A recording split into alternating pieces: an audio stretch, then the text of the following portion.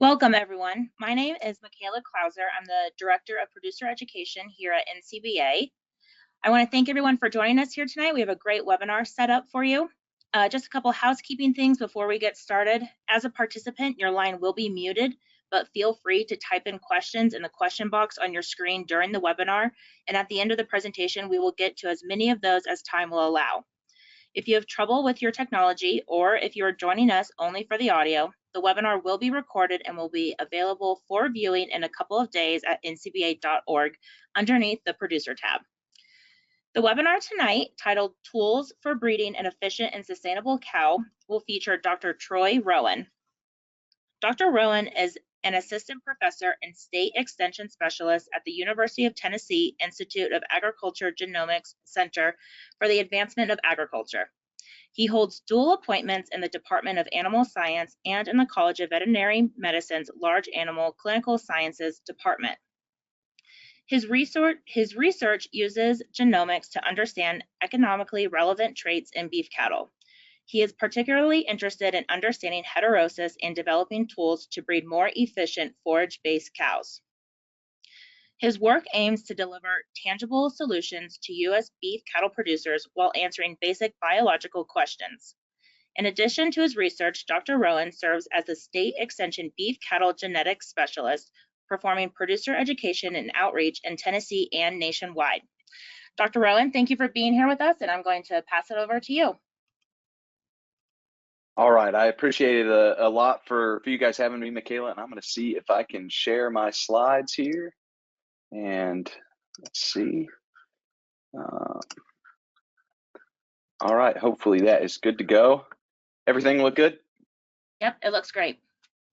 All right, awesome. So again, a big thanks to the folks at NCBA for having me here tonight to talk about the thing that I'm probably the most excited and passionate about as far as opportunities that I think we have from a genetics perspective to really drive some major changes in how we do breeding and genetics in cattle. In my talk tonight is really going to focus on the importance of this long-lived, fertile, and efficient, sustainable commercial beef cow. So we'll hop right into it, and I think I want to start right off the bat talking about sustainable plant-based protein, which is exactly what beef is, right? We talk a lot about sustainability. It's become a little bit of a buzzword, but I think that it's really central to everything that we do and what we've been doing as an industry for a really long time, right? We've got these amazing creatures that we've domesticated, and they're just biological machines that turn this low quality, unarable land into high quality protein for people, right? And so I think it's really important, if you don't take anything else away from the actual cow efficiency part of the talk, it's that beef cattle are operating in this ecological niche, right? They're doing this service to the environment. They're doing a service to humans. This is truly sustainable food that we're making in the beef industry, and I think that gets looked over a lot by outside sources. So as beef producers, we can do a lot to really drive home the fact that this forage-based beef cow, this cow that lives her entire life out on pasture, she is really the workhorse of the beef industry.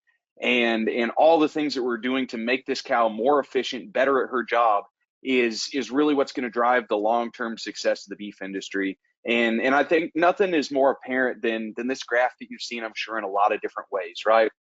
Where we're doing more with less in the beef industry, right? Since the 1980s, the national cow herd has been declining, but we've really plateaued in the amount of beef that we're able to produce, right? All these different ways that we've increased efficiencies across the industry, including in the cow-calf sector, but probably not as much if you talk to some folks as the influence of things in the feedlot sector and whatnot. So I think that if there is some opportunity for us to continue improving and closing this gap, right, doing more with less, probably the way that we're going to do it is by making our maternal herd, these cow-calf operations spread across the U.S., more efficient in a number of different ways. And so the other thing that I really want to drive home here in the context of efficiency and sustainability and profitability is that none of these things work against each other, right? If we're a herd that's more efficient, we're both going to be more profitable and more sustainable, right? And I think that sometimes, especially as and I'll talk more later in the presentation about things like enteric emissions, right? This methane emission, some would call it a problem, right? It's a byproduct of using ruminants as a source of food, right? But really, the way that I see it is that any way that we become more efficient as an industry, whatever that looks like, if that's putting implants into calves, if that's getting a higher conception rate on your replacement females, anything that improves this underlying efficiency is simultaneously going to make us more profitable, more calves on the ground, more pounds that we're able to sell, as well as more sustainable, right? The environmental impact per pound of beef that we create is lower, right? So these things work in concert with one another. And I think the further along that we get, the better we become at measuring these sort of elusive sustainability metrics, the more that we'll realize that the true underlying difference is just being more efficient in our production. And that efficiency, I think, really starts with this commercial cow. And so I'm a geneticist by training. I think a lot about how we can measure different traits that allow us to be more efficient. And so the thing that I really want to drive home tonight in a number of different ways is the traits that drive sustainability. So if we were to come up with a list of 10 different sustainability traits, almost all of them are going to be the same traits that drive profitability. And hopefully that will become more apparent as I sort of make my way through the presentation. And so a thing that I think is helpful for us to take sort of a step back before we even dive into individual traits is kind of thinking about how we measure efficiency in the context of our cow herds, right? Typically, the way that we think about our cow herds, right, is I'm a 50 head cow herd, I'm a 100 head cow herd, I'm a 200 head cow herd, and we measure our efficiency based on that number of cows that we have and the amount of wean calf pounds that we generate, or maybe this is red meat at the end of the day, depending on your operation, right? But I would argue that we should maybe alter how we measure this side of the equation, right? Measuring it less on I'm an X number of cow herd and more on I have this amount of forage resources, right? This is the true limiting behavior.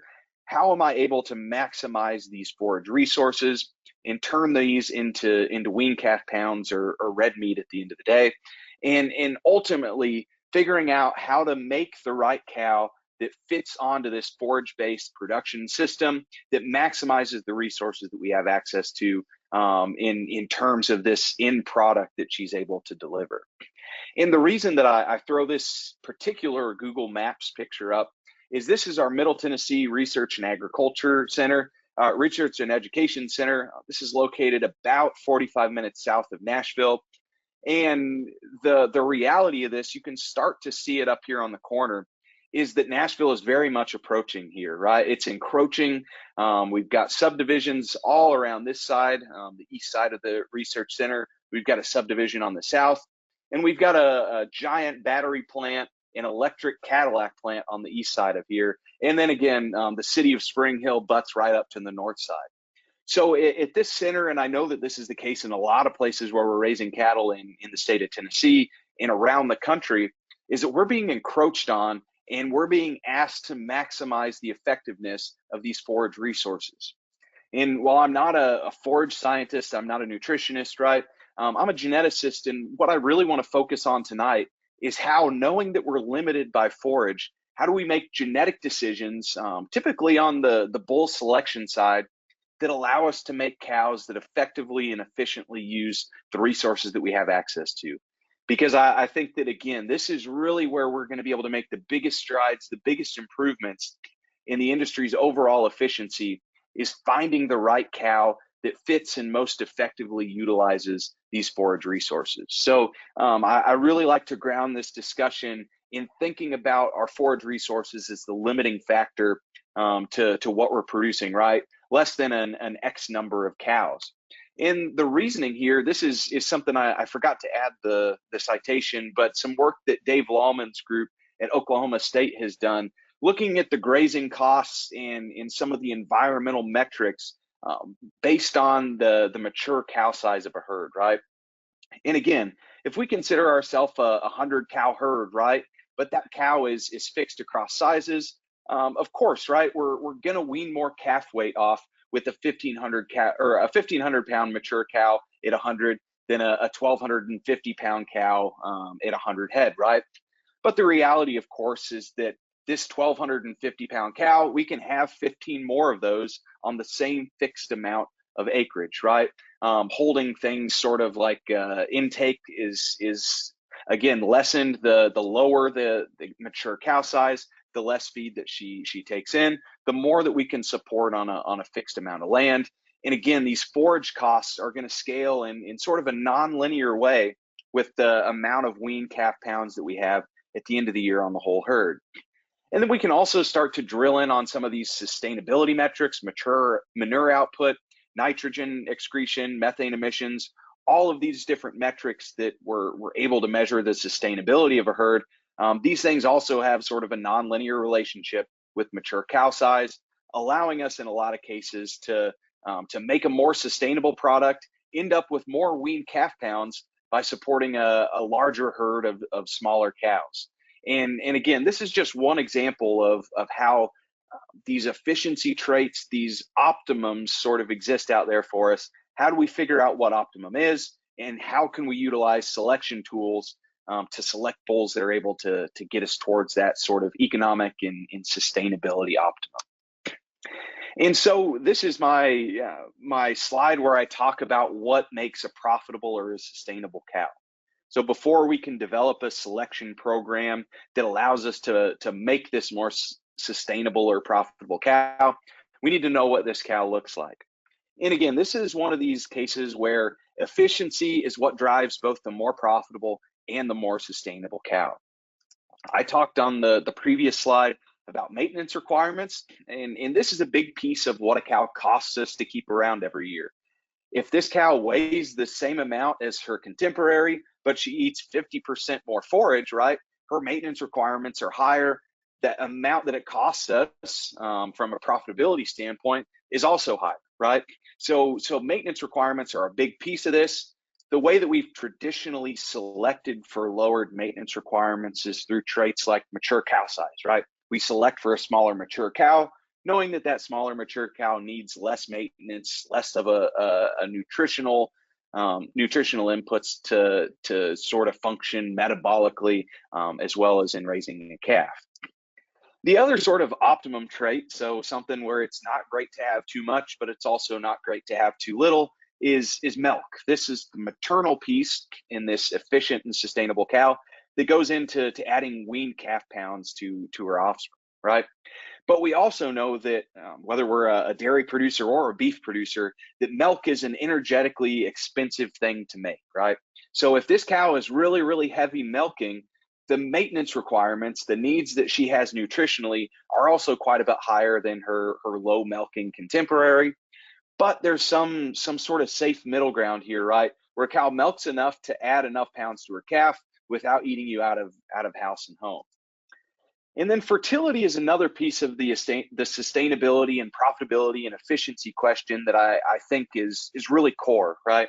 And this is a quote from Dr. Justin Reinhart. He was a specialist here in Tennessee for a long time, and he said that the return on investment of an open cow is depressingly low, right?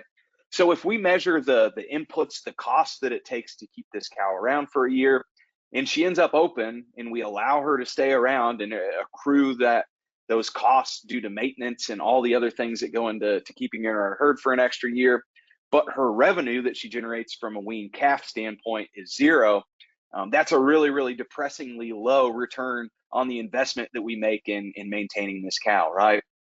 And so fertility is really, really core to this idea. If we have cows that aren't getting pregnant, it takes them a really, really long time for them to end up returning the investment that we've put into them from a development standpoint as heifers, as well as all of these maintenance requirements that they have as mature cows.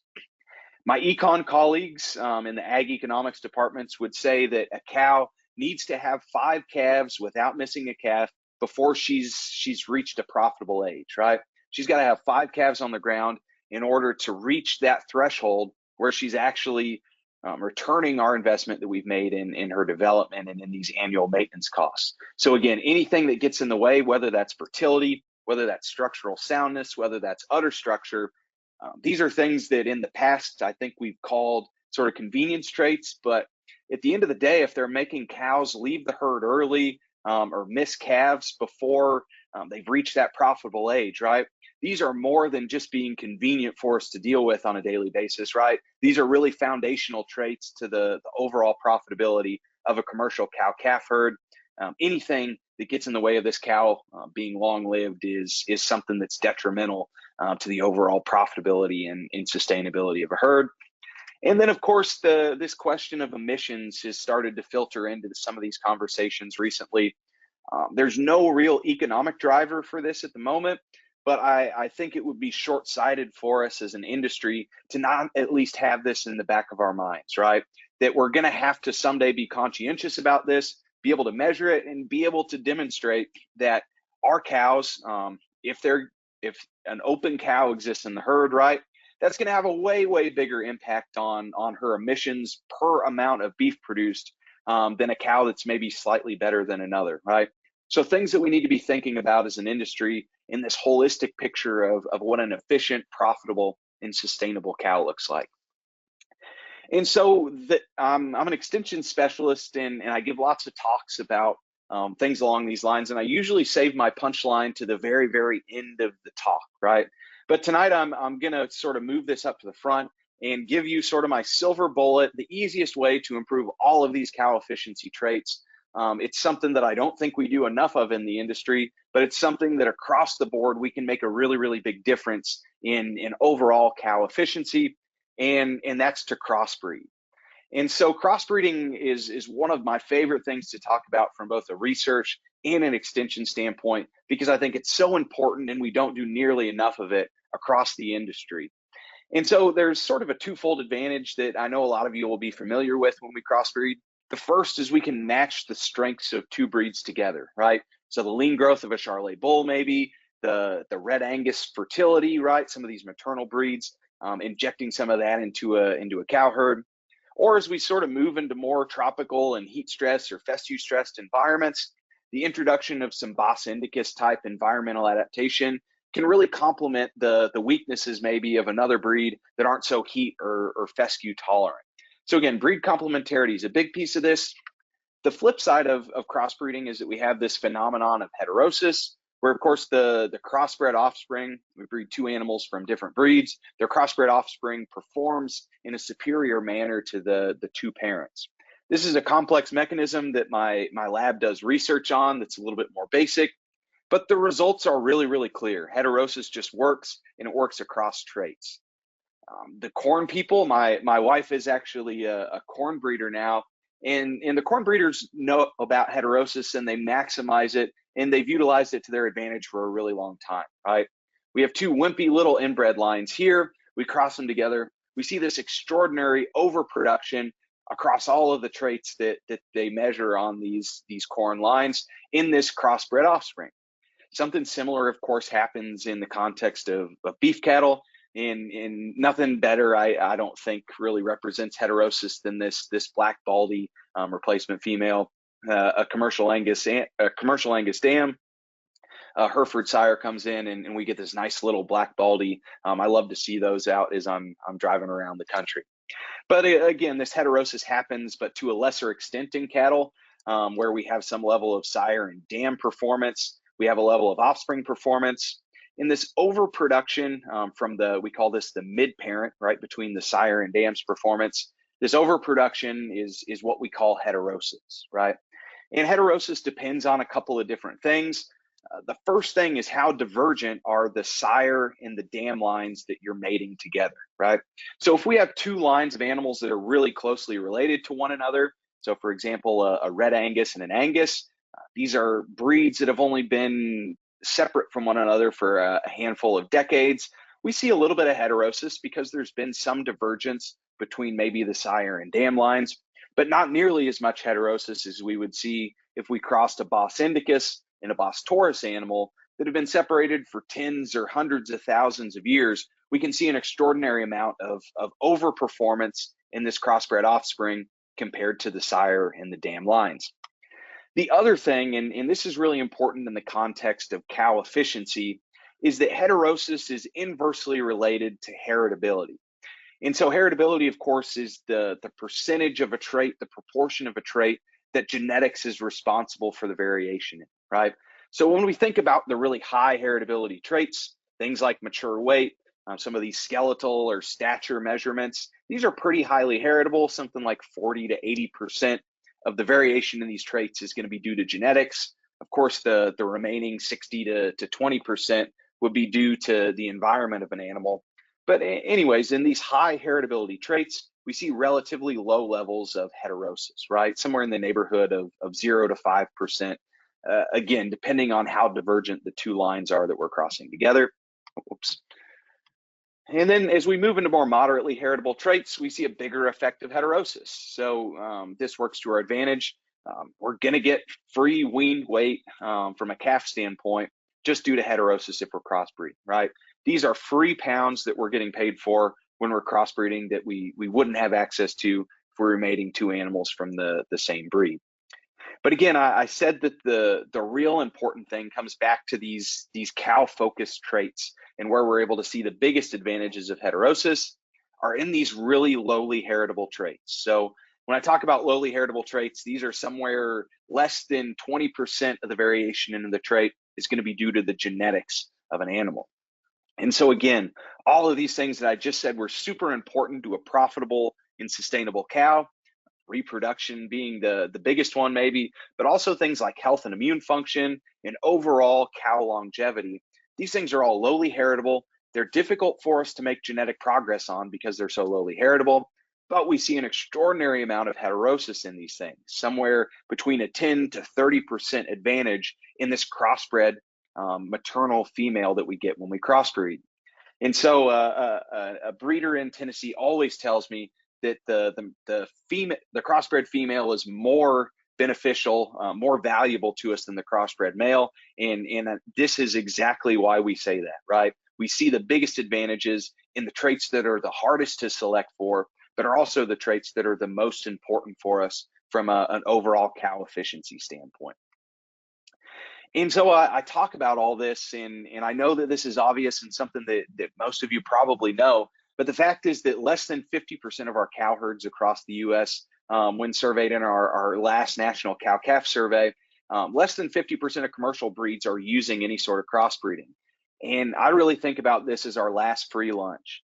We can get an improvement across traits, even if we're just thinking about something like weaning weight. We're leaving free money on the table when we don't crossbreed, but the real value is in these crossbred females. They're going to be longer lived, they're going to be more fertile, all of these different traits that factor into that aggregate efficiency. We see improvements when we're utilizing crossbreeding and keeping those crossbred females in the herd. And so the next easiest way after crossbreeding to improve all of these cow efficiency traits is to buy the right bull. And this might be obvious or this might not be obvious, but buying the right bull, the impact that the bull selection decision has on an operation is really huge, right? And I'll underline that here by saying that if you're a one bull herd, and most of the herds in my home state of Tennessee are one bull herds, the last three bull purchases account for almost 90% on average of the genetics of a calf crop, right? And this is simple math, right? We get 50% of our DNA from mom, 50% from dad. The same thing happens in our cow herds. But when we think about these last three bull purchases, your calf crop's got 50% of their genetic merit from their sire. They've got another 50% from their dam, but she also got 50% of her DNA from her sire. So there's another 25% of your current calf crop's genetics. And then your dam, your calf crop's dam, her dam got 50% of her DNA from her sire, right? So we've got this 87.5% sort of back of the napkin math that we do. All of that is coming from the last three bull purchases. The reasoning, of course, here, right? A bull is going to have 35 or 40 times as many calves per year than a single cow. So getting this bull selection decision correct is going to have a really big impact, not just on those direct calf phenotypes in the things that generate revenue for us. But when we keep replacement females, this becomes really, really important as well, right? The replacement females are also a function of the sire selection decisions that we've made. We get this right, and we get to reap the benefits for multiple generations. We get this wrong, and it can really set us back for a long time. So getting the sire selection right, especially when it comes to replacement female traits, is super important. And so the crux of all this and how it relates to cow efficiency, I know I've taken a while to get to the big point, is how do we make breeding decisions that increase forage-based cow efficiency? And my answer here is that we've got selection tools that allow us to do it. But if we're not utilizing the selection tools, we're not going to see a genetic change. And so I like to break all of this down, especially in the context of profitability, is that there are sort of two types of traits that we can think about selecting for. The first are these revenue generating traits, right? These are what we get a check written for at the end of the year. And what this basically requires for a lot of my producers in Tennessee are we need a live calf and we need weaned calf pounds, right? This is what, when we market these animals at the end of the year, that we're going to get paid for. But this is only half of the profitability equation, right? It's great to get a big fat check, but it's also not great to have really expensive cows to keep around and maintain. And so all of the cost traits that I talk about have to do with replacement female traits. The costs from a maintenance standpoint of this cow, the costs of having a cow that doesn't get pregnant, right? The costs of having a cow who has poor foot and leg structure and has to leave our herd early, right?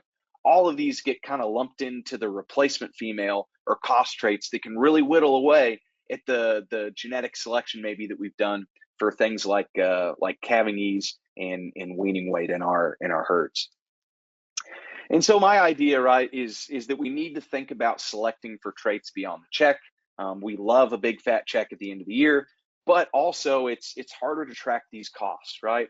And my economics friends would always tell me that a herd should have a good understanding of what it costs to maintain a cow in a year, right? Once you know what your costs are for a cow, keeping her around if she's open becomes a completely different decision, right? So understanding what these costs are, even though they're a little bit less all at once in your face as the revenue, the big check that we get at the end of the year, because we need both of these pieces in order to come up with that end of the day profitability. What is our net? Are we in the green or are we in the red when we're raising these animals? And so I'm actually at a scientific conference right now, and just this morning I saw this really great slide from a dairy geneticist talk, and I'm sorry I didn't post put a citation here, but I'll maybe stick that in the chat at some point when I get a chance. But the idea here is that for a really long time, the dairy industry was mostly focused on selecting just for production traits, right? These revenue traits, we need milk yield, we need fat, and maybe some milk protein, right? And for a long time, it was production and it was conformation. Again, because those were maybe the only things that were getting recorded.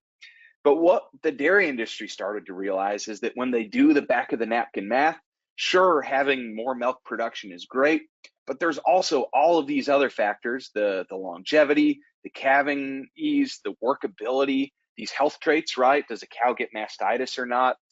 Fertility, right? All of these things become more and more important in bigger pieces of the dairy cattle selection goal, right? And I think that we're getting a better handle of what these things are and just how important they are to our bottom line in the beef industry. But the whole idea in the dairy industry is a great example here, is that if we care about a trait, we know its economic impact, we can measure it, then we can start to select for it and make genetic progress on it. And so these are basically the genetic progress for traits that the dairy industry has been able to make over particularly the last 20 or 30 years. This graph only goes to 2017, but you'll see that pre-2017, basically no selection on fertility. Actually, fertility is unfavorably genetically correlated to milk production in these dairy cattle. So the year after year selection on yield was actually hurting their overall fertility rates. But as they get a better handle on that, they're able to balance selection on these traits and do a little bit more holistic selection, making genetic progress on things like fertility and longevity without having to sacrifice that genetic progress on something like milk production. And so the challenge for us, I think, is beef cattle producers, is I've talked to you about all the different ways that a cow can or can't be more sustainable, more profitable, or more efficient, right? And so this is always an example that I throw up, right? And this is from American Angus Association. American Angus has done a great job of going out and figuring out ways to measure traits that we know are economically important. We measure those on enough animals. We're able to create these selection tools in the form of EPDs, expected progeny differences. And so the question then becomes, right, we have these tools that allow us to make more accurate selection decisions. So we can go out and select a bull that we can be more confident that he's going to be calving ease, maybe, right? We can be more confident that he has genetic potential to add weaning weight to our herd, right? And so as I sit down here and I'm thinking in the shoes of one of my cattle producers in the state of Tennessee, I need some calving ease, right? I need that revenue, right? I need live calves, and I need these calves to wean off well. But then I also am keeping replacement females. So the calculus on some of these other traits gets a little bit different, right? Angus reports this dry matter intake EPD. This is a direct way for me to predict a bull's offspring's ability or an offspring's likelihood to be a high or a low consumer of feed on a dry matter basis, right? So we've got this dry matter intake EPD. We have fertility measures. So heifer pregnancy is one of Angus's fertility measures, right? I need the bull's daughters, so the daughters of the bull that I'm selecting, to be easy calving when they're first calf heifers. I need a moderate amount of milk in these daughters, maybe. I need a moderate mature weight, mature height, right? These are important things. I need these daughters to be docile. I need them to be sound. We've got selection tools for claw and angle, a couple of structural soundness traits. And then we've even got these EPDs for things that have to do with adaptability. So pulmonary arterial pressure EPDs for animals that are raised at high altitudes as a way to genetically select for these cows that are going to be less susceptible to brisket disease. And then in my part of the world, this hair shedding EPD. So how early is an animal able to shuck that winter coat and hopefully thermoregulate better, put less energy towards keeping themselves cool, more energy towards raising that heavy calf, right? And so I've got all these different things that I'm looking for, and it really, really quickly becomes a lot to handle, right? Balancing all of these things in my head is difficult. So is there an easy way, right? And ultimately, multiple trait selection is always what we're going to be doing, right? We're never just going to be selecting for only weaning weight. We're also going to be selecting for all these things that have to do with the efficiency of the replacement females that we keep around. And so multi-trait selection is hard because, like I showed on the previous slide, there's lots of different traits that matter. They matter in different amounts, right? Docility is important, but it's maybe not as important as something like weaning weight. That's how I'm getting paid at the end of the year, right? So these traits there's a lot of them that matter. They matter in different amounts. They're correlated with one another. And this is something that I think is really important for us to think about from a cow maintenance standpoint, right? We select for 10 generations, maybe for weaning weight. What has that done to our mature cow size? Well, it's shot up. And what does a mature cow who's larger like to do? Then her sort of moderate size companion, she likes to eat more. And so again, this push and pull between traits is really important for us to keep in mind, because we might be improving something that generates more revenue, but along the way, we're dragging along some of these other traits that make it more expensive to keep a cow around in our herd. And then again, input costs are going to change. That's something that I think we've felt across the country really, really hard in the last 18 months, and that's not going to change over the next 18, right? But the input costs change, right? Feed costs are higher, fertilizer costs are higher, and this is going to change the relative importance of certain traits, right? So we need to be able to adapt with the realities of the industry that we're operating in from a profitability standpoint.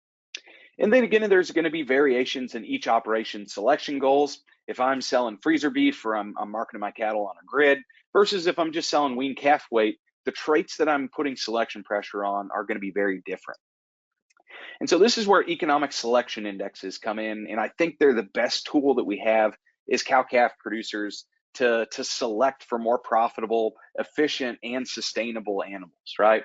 I said on one of my very first slides that these things go hand in hand, right? And economic selection indexes, I'm convinced, are probably the closest things that we have to sustainability indexes or efficiency indexes, because I think they're getting us towards the same thing, right? And hopefully that'll become apparent over the next couple of slides. And so the way that I think about these, and the easiest way to think about them, is EPDs for profit, right? We're making a comparison between what we think the future progeny of these bulls will perform like from the standpoint of overall profitability. And so the way that we come up with these indexes is we have all of these trait predictions, like I just said. We've got something, like I said, in Angus, 20 some EPDs, 18 or so in Hereford, and the same for breeds like Simmental. All the breeds are reporting lots of EPDs, right? So we have these predictions. What we do is we work with economists to come up with economic weights. So what is a per unit increase worth in real world dollars, right? What is one extra pound of weaning weight worth in real world dollars, right? What is 1% more of the heifers out of this bull getting pregnant as first calf heifers? What is that worth in real world dollars, right? So we put weights on all of these traits based on the production system that we're using, right? So for example, I'm selling freezer beef, right? The economic weight that I put on something like heifer pregnancy is going to be quite low. But if I'm keeping replacement females and marketing at weaning, I'm not going to put a heavy weight on something like carcass weight or ribeye. Again, we can weight these based on the production system, and these can change as our inputs change.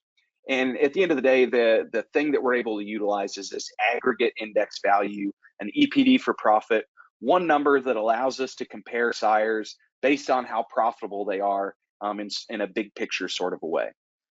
Also allows us, I failed to mention there, to deal with the correlations that exist between traits, right? That push and pull between, say, weaning weight and mature cow size and maintenance requirements. And so again, right, in my little toy scenario here where I'm looking across all these traits, these are what get rolled up into something like Angus's dollar maternal index, something that fits really well for the production system of most of my producers in the state of Tennessee. And so again, cow longevity is the most important component of overall efficiency. And I really like this is pulled from a couple years ago. The Red Angus Association was sort of talking about what their herd builder maternal index looks like. And the really interesting thing here, right? The revenue trait, which is basically weaning weight, and then milk, which again factors into weaning weight from a maternal standpoint, right? These make up a really small part of this bigger picture in overall profitability. In hand again with profitability is efficiency and sustainability, right? So we've got the majority of this. So over half of the index is actually weighting things like stayability and heifer pregnancy. Of course, some weight on mature weight, so this more moderate mature cow. And then calving ease also gets an appropriate amount of weight in this selection index. Again, we select for this index. What we see is that the mature size of our animals goes down. We decrease yearling weight. Our maintenance energy, the amount that it takes to maintain this cow, goes down, but we increase the longevity. Stayability is our measure of longevity and heifer pregnancy, right? So the thing I want to illustrate here is that by selecting on one number, we change all of these traits in a sort of optimum way that allow us to be the most profitable based on sort of the generalized herd that's laid out when it comes to calculating these weights on an index. And the other thing about indexes in the context of this efficient maternal cow and doing bull selection to get us there is making sure that we understand what's in our index. And this is pulled from the American Angus Association. And something that I think is a really good case study for making sure we understand what's in our index is the case study of $B. This is the first index that comes out from Angus a while back. It comes on the scene, lots of people utilizing $B. It's a really great terminal index. But when we look at what the cow herd in my home state of Tennessee looks like, we're marketing all of our calves at weaning and we're keeping replacement females. But this $B index was putting weight on these feedlot and carcass traits, right? So we were selecting bulls, maybe if I'm a commercial producer in the state of Tennessee, I'm selecting bulls based on $B, but I sell my calves at weaning, right? I'm sort of missing the mark with the index, right? So again, this is sort of a square peg round hole scenario where $B was getting utilized as this great index, and it was if you were retaining ownership and selling your cattle on a grid, or you're maybe in the freezer beef business now. $beef is a great index, but $M is maybe the better fit if you're marketing calves at weaning and keeping those replacement females, again, because it's putting selection pressure on the traits that are going to increase the profitability of your herd, right? So a sort of case study there to always look and see what's going on under the hood of your selection index. And so the next thing that I'll say is I sort of transition into a really quick overview of some of the ongoing research that we're doing in the context of cow efficiency, is that if we can measure a trait, we can make genetic predictions in the form of EPDs. And when we have genetic predictions, we can accelerate genetic progress in our herds, right? And especially when we think about these lowly heritable traits, doing something like phenotypic selection for cow longevity is impossible when it comes to sire selection, right? By the time a bull's daughters have been around in our herd long enough to say, oh, this is a long-lived cow, or this wasn't a long-lived cow, that bull is long gone, right? So by measuring novel traits that allow us to make genetic predictions, we can select for bulls that allow us to breed more sustainable, longer lived and fertile daughters without having to wait and see whether or not that bull is good or bad for that trait that's really centrally important to us. And so this is a quote that I really, really like from Professor Mike Coffey in Scotland's Rural College. He always says that in the age of genotyping, phenotype is king. And this is pulled from a really nice presentation by Kelly Ritalik at AGI at our Animal Breeding World Congress this past summer, where she shows that we're generating tons of genotypes, but the ability to put these genotypes to use is low unless we're able to connect them back to a phenotype. And then I think there's this sort of thing working against us in the beef industry where we have lots of phenotypes measured on traits that are easy to measure. So loads of birth weights, loads of weaning weights, because our barriers to measure these are quite low. You need a scale and just a little bit of bravery to go out and pick up that newborn calf, maybe a little bit more for weaning weight, right? A platform scale. But as we start to think about things like carcass traits or feed efficiency, the logistical problem of following animals through the value chain or getting actual phenotypes on things like feed efficiency, it's more difficult, more expensive, which means that we're getting less and less of these into our genetic evaluations, which means that the selection tools for these are a little bit less reliable than for something like birth weight or weaning weight.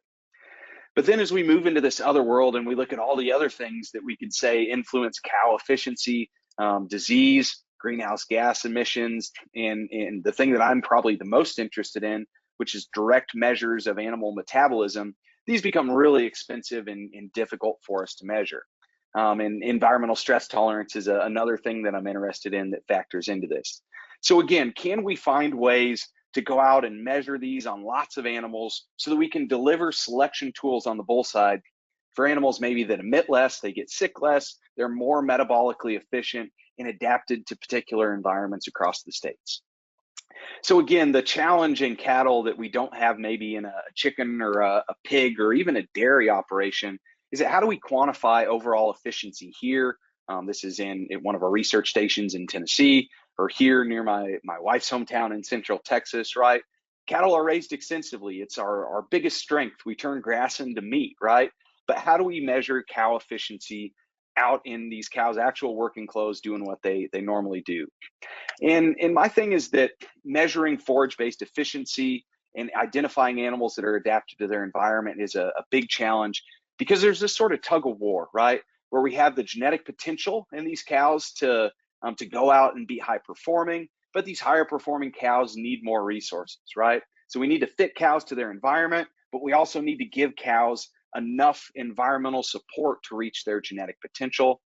And again, I think that our picture that we have as far as traits that we can select bulls for to make an efficient cow kind of miss some of the important pieces that exist here, right?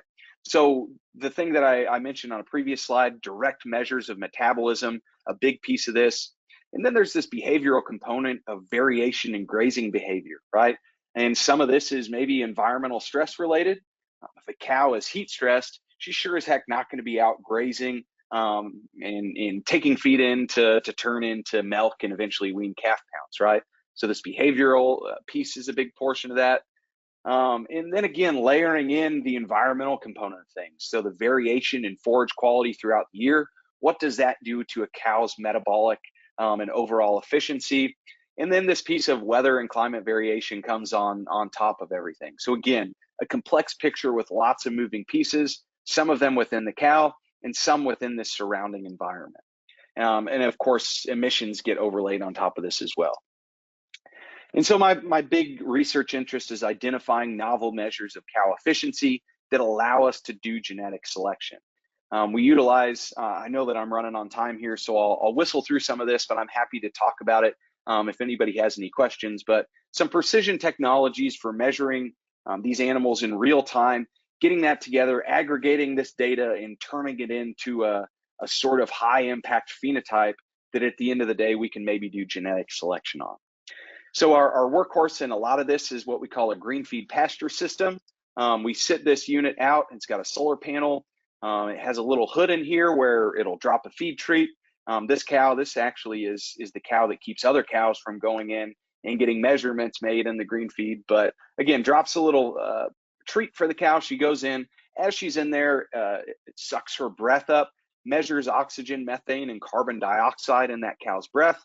What that allows us to do is each one of these little box plots is an individual cow.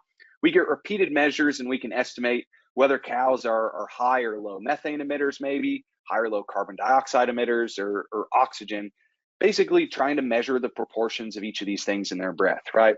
So from a methane standpoint, this is allowing us to actually go out and quantify the greenhouse gas emission of an individual cow on an individual day in her environmental context. Again, a very important research tool for us. But the thing that's more interesting to me is taking these three component pieces and utilizing some work that some folks in the cattle nutrition and physiology world have done to go from these gas fluxes to a metabolic rate, right? So seeing how much heat production a cow makes, knowing that this is a big piece of feed intake, all of a sudden we have a pretty good proxy, 73% of this variation in residual feed intake that we can measure on a cow on pasture. So again, a tool that we're very excited about. And then looking at this over time, so this is a quick little snapshot of a handful of cows at one of our research centers, seeing our forage quality decline, a decrease in heat production per day, as well as a decrease in methane that aligns with a sort of decrease in feed intake from a forage standpoint in these cows as our forage quality goes down, right? So again, really interesting things that we're just cracking the surface on and starting to do some research on, not only seeing how the environment impacts this, but also understanding how we can utilize genetics to make genetic progress on these traits. And again, so this is looking at heat production versus methane. I'm interested in these cows that are more metabolically efficient and they also emit less methane. But eventually we'll be able to overlay some calf data and say that these cows are really doing a great job. They need less maintenance requirements and they're weaning off calves that are just as heavy as some of these less efficient cows. But again, that's stuff that we're actively working on in a project that was funded by the Foundation for Food and Agricultural Research. So with that, I want to leave us some time for questions, at least 10 minutes here, but these are my big takeaways, and that's being that efficient and profitable cows, we need to take into account revenue and costs. Crossbreeding is our easiest way to do this, but bull selection allows us to make progress on a number of these efficiency-based traits. And from a research standpoint, there's lots of folks, not just my group at the University of Tennessee, but people across our research community that are trying to develop novel measures of cow efficiency. So with that, if there's any way that I can help y'all out, get a hold of me at my email, my phone number, tweet at me, however you can get a hold of me. I'm happy to be a resource for you all. And a really big thanks to Michaela and the crew at NCBA for letting me share stuff that really just gets my juices flowing with relation to cow efficiency. So with that, I'll take some questions if we've got time for them. Great. Thank you so much, Dr. Rowan. We really appreciate you taking the time to share such great information on a really important topic. You know, we always try to bring the latest and greatest on these webinars, and you certainly helped us accomplish that tonight. We have time for a couple questions from the audience, and so we can just go ahead and get started here. So let's see, how much value do you see in the new commercial cow genomic testing products for selecting efficient replacement females for commercial cattlemen? Yeah, this is a fantastic question, and something that we're looking at from both an extension programming standpoint. You'll hear me talk a lot more about commercial genomic tests over the next year, and also from a research standpoint, because I think that there's some limitations to commercial genomic tests. They're not equivalent oftentimes to having an animal who's actually in a true genetic evaluation and getting EPDs. But I also think that the quality of these tests has increased quite a bit, right? So they allow us to make more informed selection decisions on those commercial females. And I particularly think they're important for small operations, right, where you're maybe only selecting 5 or 10 replacement females a year. Making sure that you get those decisions right is actually pretty important for your long-term success. So again, these things are good tools. They allow you to make a more data-driven selection decision on those replacement females than you would have if you were just looking at those animals, right? Takes a little bit of the risk out of a selection, the selection process.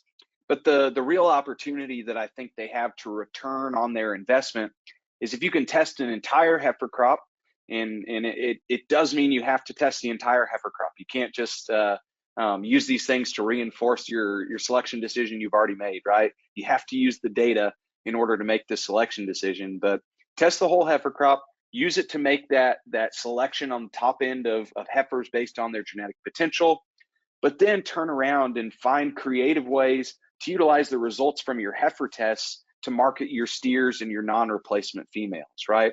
I think that this is a really valuable way for you, again, because we know that the average genetics of your heifer crop should equal the average genetics of your steer crop. And if you can utilize that as sort of empirical information from a genomic test, that adds information to that steer crop and makes a buyer much more confident in the genetics that they're selecting, right? So commercial genomic tests, I think, have a ton of value, not just on the heifer selection side, but also as you're trying to market those feeder calves at the end of the year. So a really, really great question.